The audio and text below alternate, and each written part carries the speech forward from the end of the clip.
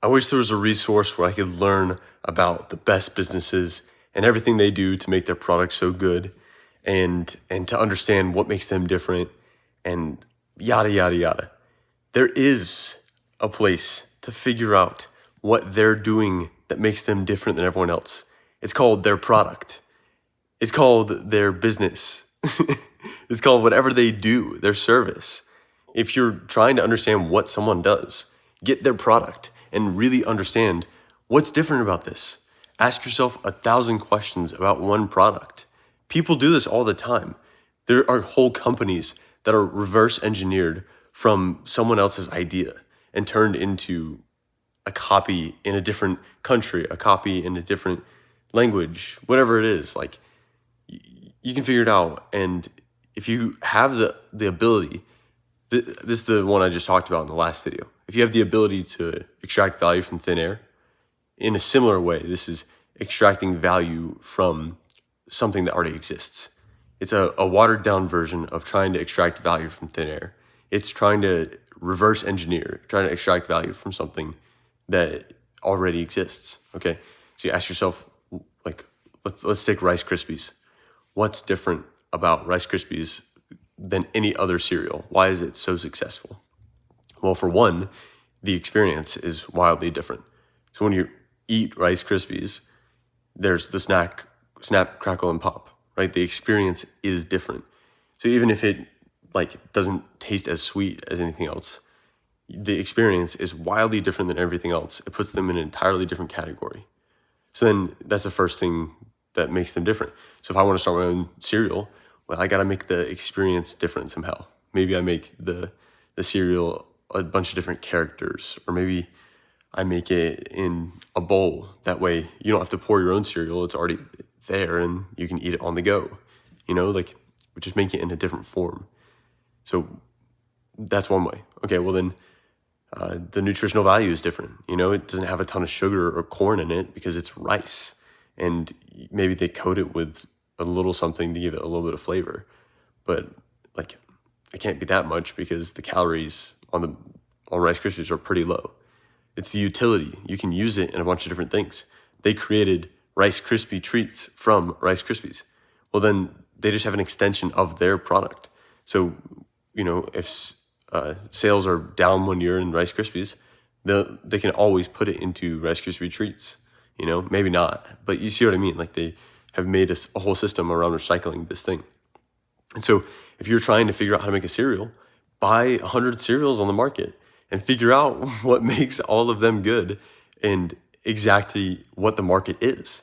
If you're trying to disrupt the market, you have to understand what the market is. Then you have to understand what the demand is, right? And then is there a way to create new demand? Creativity is the connection of two different categories, right? So then if I wanted to make this cereal, but I know that there's this general trend of probiotics happening in the health and wellness sphere, well, I'll bring that into the breakfast sphere, right? And I'll create something that is like a probiotic cereal that, is healthy for your gut. And I'll make that a cereal that has a different experience. You can eat it on the go. And then now I have this new product, new category that uses this thing that's working over here in a different space, right? But back to this whole point, don't ever complain about not having enough resources because information is everywhere. And usually the information that's out there is pretty bad. The best information you can get is your own intuition or your own understandings, your own breakdowns or whatever you want to call it, your own learnings, lessons from products that are on the shelves. If you want to make a food item, go to a grocery store and just cruise the aisle. You don't even have to buy the food. You can stand in there and start looking at the different pastas on the shelf and see what stands out about these. Why is this one on the middle shelf and not the bottom one? All these different questions. The only area where you might not get help is the finance department, but most likely you won't be doing finance if you want to start a company. So if you're just trying to understand the thing, if you're just trying to learn, then go out there and learn, by just if you want to get the best lessons, the ones that you think are, secretly hidden somewhere, study someone's product, because they've got all the different things that you need to know on their product, or else they wouldn't be on shelves in stores, right? The same goes for websites, for YouTube creators, for businesses, services, whatever it is. So why is Apple one of the greatest companies in the world, the most valuable in the world? Their experience is paralleled by none.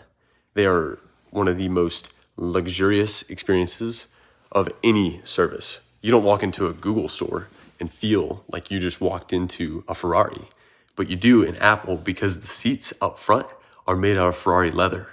I actually made a video about this a couple videos ago. I don't even remember which one it was.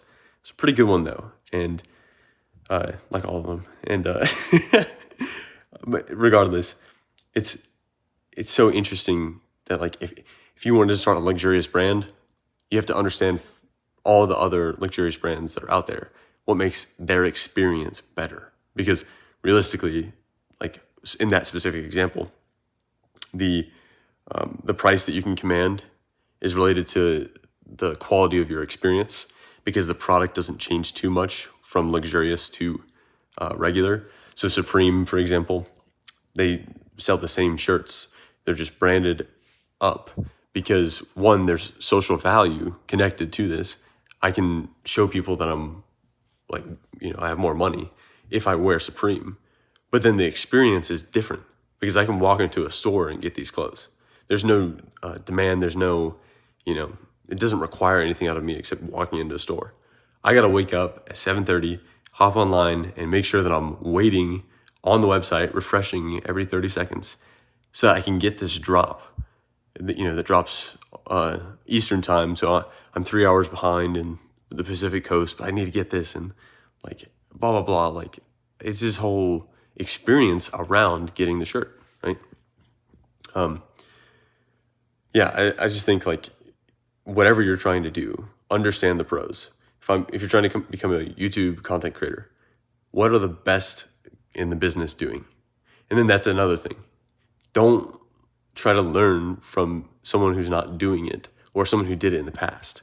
So don't try to buy someone's course or anything like that, because most likely if they're selling a course, it's because they've reached the peak of what they were doing or the peak of their ability, or they're just trying to upsell.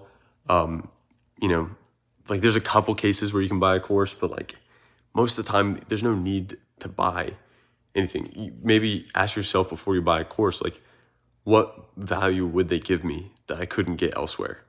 And if you ask that question like 10 different times and eventually you get down to the one thing, then maybe yes, like, buy the course. But most of the time you can probably understand, like, well, what value are they going to give me? Sales, and specifically sales cues for this particular product.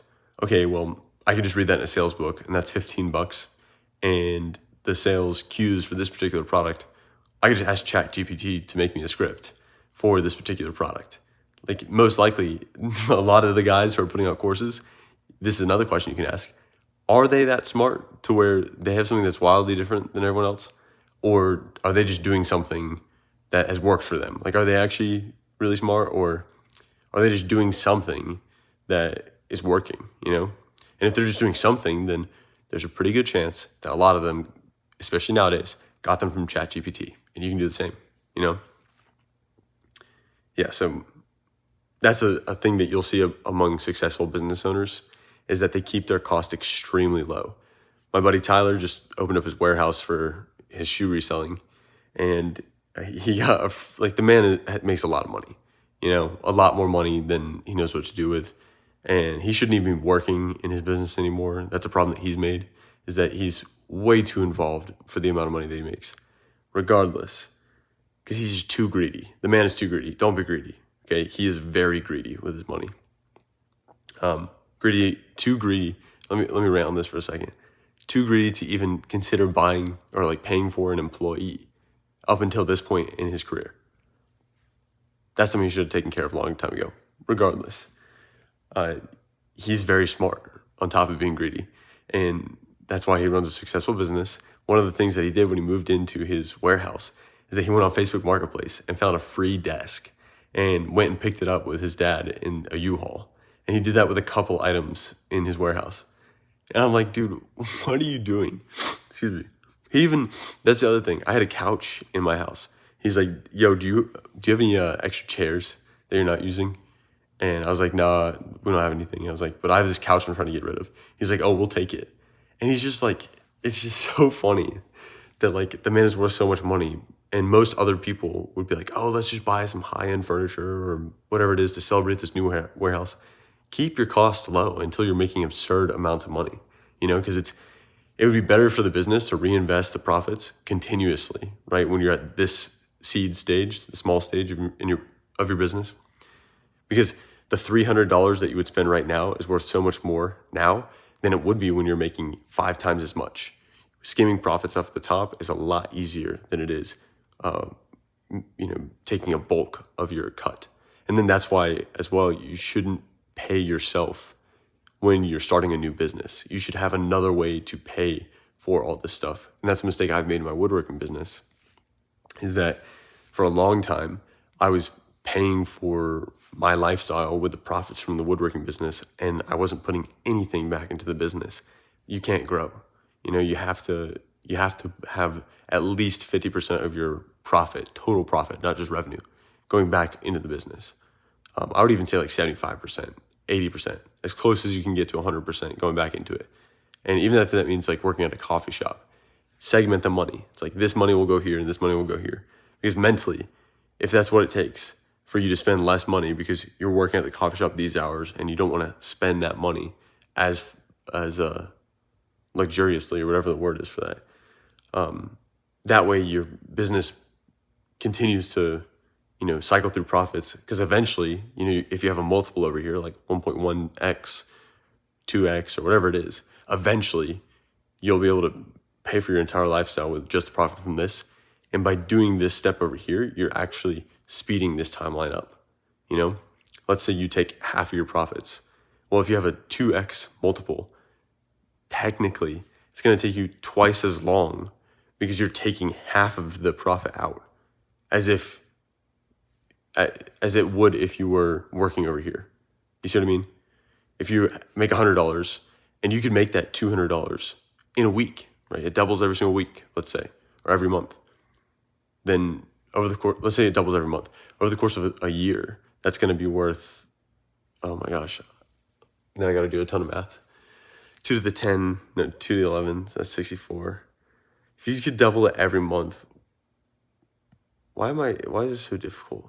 Wouldn't that be like $6,400? Whatever it is. If I'm getting too worked up on this. You get the point, okay? There's a lot going on in this talk, so maybe I'll listen back through it. I'll post it still and segment out the different pieces and build them out a little bit more individually. But where do we even start this? I have no idea. This was like just a rant. I don't know. It's fun to create these. So I'm going to post this one. I'll read through it or watch through it, take notes, and develop each portion a little bit more, because there's a lot of nuggets in this one. But yeah, I will see you tomorrow. Why not us?